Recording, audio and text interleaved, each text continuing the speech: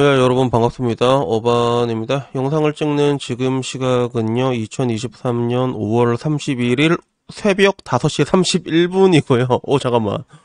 5월 31일에 5시 31분이야. 나도 시계 보고 깜짝 놀랐어. 저는 방금 또 술 한 잔 먹고 들어와서 자기 전에 영상을 하나 더 찍고 있습니다. 요즘 들어서 느끼는 게 술을 먹으면 좀 다음날 최대한 데미지가 없게 하려면 술을 먹고 들어서 물을 일단 많이 먹고 좀 이제 뭔가 좀 이렇게 활동을 하다가 자는 게 좀 해장에 도움이 되거든요. 그래서 영상을 오늘은 올릴 거를 2개를 찍었어. 어반놈에 올릴 반찬이랑 뭐 다 올렸어. 그래서 오늘 어반놈 본 사람은 알겠지만 약간 좀 오늘은 좀 이게 좀 교훈이 있어. 나름 못 본 사람 보고 오시면 될 것 같고, 여튼 일단 오늘 어반님의 내용은 어떤 내용을 얘기할까 하다가 강영욱 사태가 우리에게 남긴 것이라는 주제로 이야기를 해보려고 합니다. 그래서 이 이야기를 한 번 더 하는 거는 일단은 뭐 강영욱이라는 키워드가 조회수가 이상하게 많이 나온 것도 있고, 그리고 제 되게 막역한 친구한테도 전화가 왔어요. 저한테 전화가 와가지고, 걔가 원래 내 유튜브를 보는 친구가 아니었는데 근데 자기도 자기가 왜 그랬는지 모르겠다고 얘기를 하는 거라서, 뭐가? 이러니까 아니 나도 강영욱 욕 존나 했다고 자기도 얘기를 하는 거야. 그래서 그 회사 이렇게 가면 또 걔 회사가 또 여초 회사거든. 그러면 팀장님 강영호 사건 봤어요. 그건 너무 나쁜 새끼지 않아요? 팀장님도 고양이 기르시잖아요. 막 이렇게 얘기를 하다 보니까 자기도 같이 화가 나고 같이 욕을 해도 어떻게 그럴 수가 있냐고. 근데 문제는 지나고 나서 보니까 자기가 보기에도 그 정도의 문제는 아니었던 거지. 그 다음에 저한테 물어보는 게 그거더라고. 야, 너는 어떻게 알았니? 나한테 물어보는 게 너는 어떻게 알았냐라고 저한테 물어보더라고. 그래가지고 결국은 이렇게 영상을 찍게 되는 건데, 근데 결론적으로 말하고 싶은 거는 그냥 지금 대한민국 자체가 다 개돼진 것 같아요. 그래서 미디어도 개돼지고 유튜버들도 개돼지고 국민들도 개돼지고.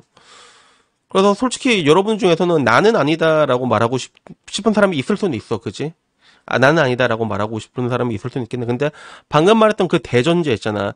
미디어는 개돼지다, 유튜버들은 개돼지다, 국민들은 개돼지다라는 말에 과연 반박할 수 있는 사람이 얼마나 있을까? 저는 많이 없다고 생각을 하거든요. 그러니까 이 이야기를 하게 되는 것 같아.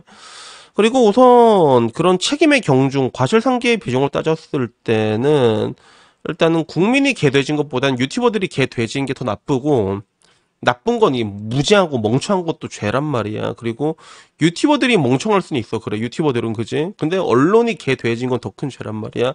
이런 식으로 그 책임의 경중은 다른데, 근데 지금 와서 보게 되면 강영욱이 이야기가 나오게 될 때 아직까지도 굉장히 많은 진실 공방이 오가고 있거든. 진실 공방이 뭐 그래서 뭐 욕을 했다, 녹취록이 있다 이런 얘기인데, 이제 와서는 아무런 의미가 없습니다, 여러분. 솔직히 이제 와서 뭐 강영욱이 욕질을 좀 했든 뭘 했든 이거는 그냥 직장 내 갑질로 끝낼 사건이야. 그걸로 끝내겠지 뭐 결국에는.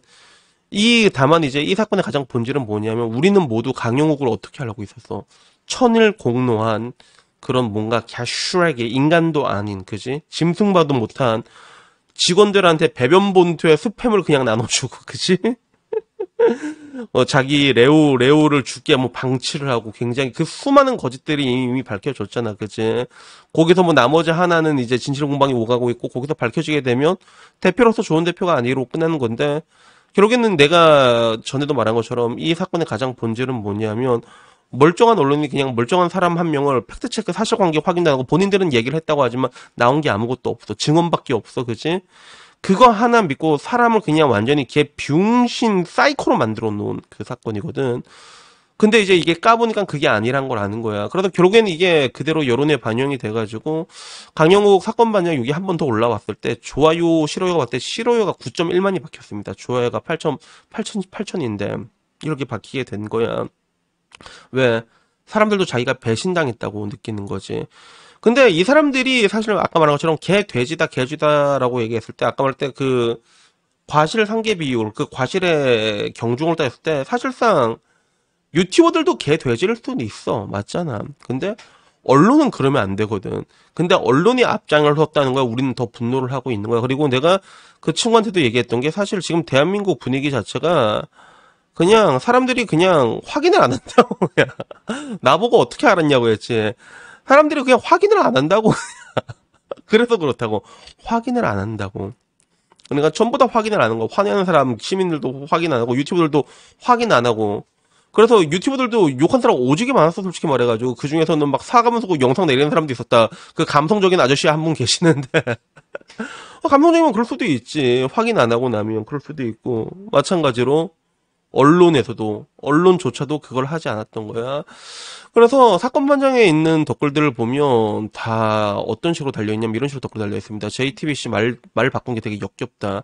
아무렇지 않은 척 보도한 게 역겹다. 다 이런 거였어. 그리고 통일교란 이야기도 굉장히 많았어. 그래서 저 양원보라는 아저씨 아버지가 뭐 통일교 그 성골 출신이라고 하더라고. 그래서 통일교에 대해서 탈출해가지고 강영호 와이프가 그래서 그렇다라고 하기에는 그래서 그렇다고 하기에 JTBC의 사건 반장이라는 프로그램은 원래 저런 프로그램이었어. 원래 저런 프로그램이었어. 어쩌다가 통일교가 하나 더 얻어 걸려갖고 더 괘씸해서 때릴 수는 있겠지만 저 프로그램은 원래 저런 슈렉이 같은 프로그램이었다는 거지. 그래서 뭐 좋아요를 압도적으로 많이 받은 댓글들을 보면 사건 반장이 제일 앞에 나서서 여론몰이했으면서 이제 와서 중립적으로 얘기하는 게 진짜로 역겹다라고 얘기를 하는 이런 댓글들이 있었습니다. JTBC는 고소각이고 일개 유튜버보다 못한 보도 수준이네. 참고로 뻑가는 이번에 중심 잘 잡았다. 그치? 그리고 JTBC 지들이 제일 죽일 듯 달려다 놓고 이제 와서 사실을 취재한다시니 말하는 게 때리고 싶다. 한남소추는 왜 폈냐. 통일교 해명이랑 거의 다 뭐 이런 거였습니다. 어이없는 슈라기 채널이다. 늘 팩트체크 전혀 안 하고 방송 올리는 최악의 레카. 사실상 뭐 레카 1티어라고 볼 수 있는 거지. 그래서 뭐 결국에는 사람들이 그러니까 전부 다 이제 다 개 돼지니까 이런 결과가 나오는 거는 어떻게 보면 뭐 당연하다고 볼 수가 있는데 근데 좀 뭐라 그럴까 나는 근데 한편으로는 좀 어떤 느낌이 드냐면 그래 국민들이 개 돼지일 수는 있어 그지? 그리고 유튜버들도 좀 개 돼지일 수 있어 맞잖아 유튜버들 원래 그냥 뭐 원래 그 뭐 하나 요만한 잘못했으면 이렇게 부풀려서 때리는 게 유튜버들이 원래 그렇게 돈 버는 거야 근데 야 언론이 그러면 안 되지라는 생각을 우린 누구나 가지고 있잖아. 근데 언론이 그걸 앞장서 갖고 사람 한 명을 묻어놓고 지금 와서는 아무렇지도 않게 슈시 넘어가고 있잖아. 그게 지금 현대 대한민국의 저널리즘을 관통하는 네 마디로 얘기하자면 아님 말고 요기에 가깝단 말이야. 이런 것들. 그래서 나도 그 친구한테 말했어. 지금 네가 그렇게 화내는 거는 뭐 근데 이해가 된다. 공중파가 공중파의 역할을 이뤘기 때문에 그런 거다. 근데 내가 하나 얘기하고 싶은 내용은 뭐였냐면, 근데, 기호야, 기호야.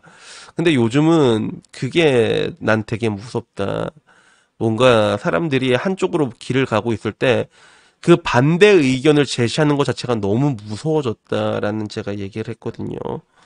지금 대한민국이 그래. 나 역시도 그때 난 항상 좀 약간 중립적으로 얘기를 하는 편이잖아. 근데 그때마다 나한테 랄지를 틀거나 구독을 취소하고 나가는 사람들이 내 채널이 남초 채널임에도 불구하고 그런 게 날이 갈수록 거세지고 있거든.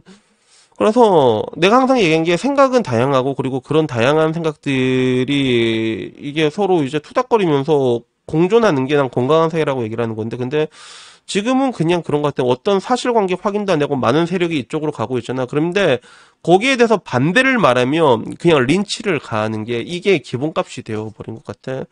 그러니까 결국엔 이제 대한민국 자체가 그런 식으로 이제 흘러가게 되는 거지. 내가 언젠가 얘기했던 리갈하이 나왔던 가장 무서운 적은 가득 차게 부풀어 오른 민이다라고 얘기하잖아. 그러니까 사랑과 정의의 이름이 정말로 무서운 게 어떻게 보면 이번에도 강영욱을 때리게 된 거에는 어떻게 사람한테 그럴 수 있어? 어떻게 직원한테 그럴 수 있어? 어떻게 걔한테 그럴 수 있어?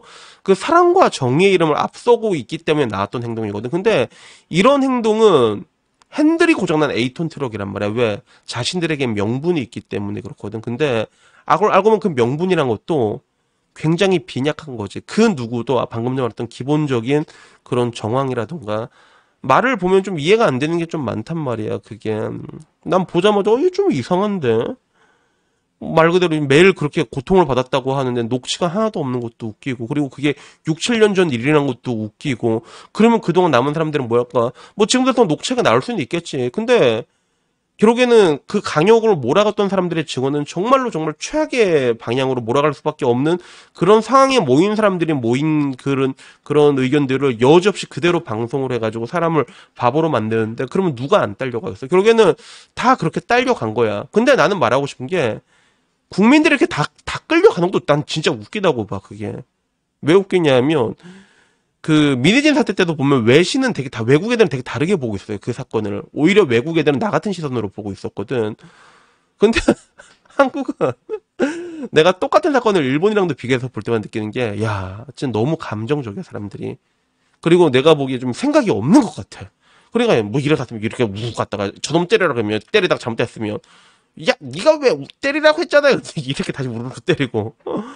기본적으로 사람들이 생각하는 그 능력 자체를 이제 점점 상실해가고 있다는 그런 생각이 들어요. 그래서 뭐 지금 와서 나야 뭐 늘상 라방에서 얘기하면 이제 끝났다고 그냥 탈출할 생각하라고 나야 그냥 탈출각 재고 있는 사람이긴 하는 건데, 근데 이런 과정을 보게 됐을 때 나는 이게 진짜 그 옛날에 정몽준 막내 아들내미가 했던 얘기가 정말로 맞다. 이것도 부정할 수가 없는 것 같아.